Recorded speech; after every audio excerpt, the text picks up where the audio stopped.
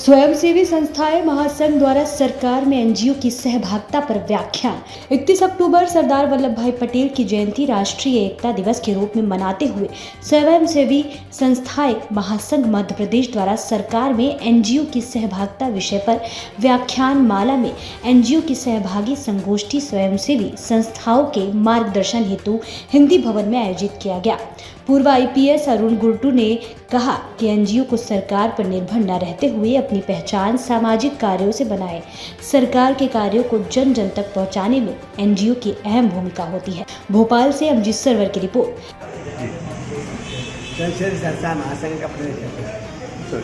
आज किन मुद्दों को लेकर बैठक हुई है, उसमें किन किन बातों पे आपसे सहमति बनी है? संसदीय संस्थाएं जमीनी कार्य करती हैं, किंतु आज तक शासन द्वारा उनके लिए कोई सुविधाएं नहीं दी जाए। हम लोग चाहते हैं कि वो लोग जमीन पर काम करते हैं, उनके लिए कुछ सुविधाएं प्रदान की जाए। तो उसके लिए हम लोगों ने एक बोर्ड की मांग की है और जो फीस का बढ़ी है उसको भी कम करने की मांग की है हमने, कि जो संस्थाएं सेवा करती हैं, सेवा के बजाय आप उनसे और फीस ले रहे हैं, सेवा करने के बजाय उनके ऊपर भार पड़ रहा है, इसलिए वो हतोत्साहित हो रहे हैं। ऐसा लग रहा है आपको कि आपका जो समय है मांगने का, वो समय भी पर्याप्त नहीं है आपके पास?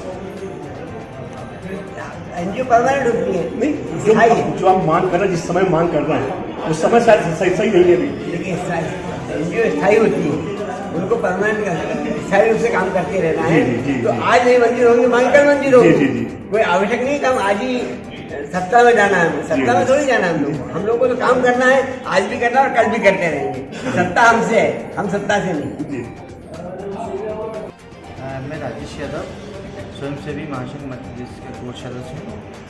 आप देख रहे हैं कि आज जो व्याख्यान माला का आयोजन किया गया है, जिसमें पूर्व आईएएस आदरणीय श्री मनोज श्रीवास्तव जी इसने शिरकत की और श्री वरुण गुर्टू सर ने भी आगमन हुआ उनका, और बाकी जो स्वयंसेवी संस्थाएं हैं पूरे प्रदेश से आई हैं, उनको अपने उद्बोधन में स्वयंसेवी संस्थाएं जो है सरकार में स्वयंसेवी संस्थाओं की जो सहभागिता है उस विषय पर स्पष्ट किया है कि संस्थाएं कितनी मजबूत तरीके से समाज का निर्माण करती हैं, और कहीं ना कहीं जो समाज है उसको भी संस्था और सरकार के बीच का जो एक ब्रिज है ना, वो बनने की आवश्यकता है। और उनके खुद के अधिकार, संस्थाओं के साथ में जो विकास की योजनाएं हैं, या जो स्वयंसेवी संस्थाओं ने जो कई सालों से समाज के उत्थान का बीड़ा उठाया है, उसमें सरकार को भी मदद करने की आवश्यकता है। इसलिए हमने हमारे कुछ विज्ञापन बनाया है, उसमें कुछ मांगे हैं। इन मांगों को लेकर हम लोगों के साथ में बीच में जा रहे हैं, उनसे सहमति प्राप्त कर रहे हैं।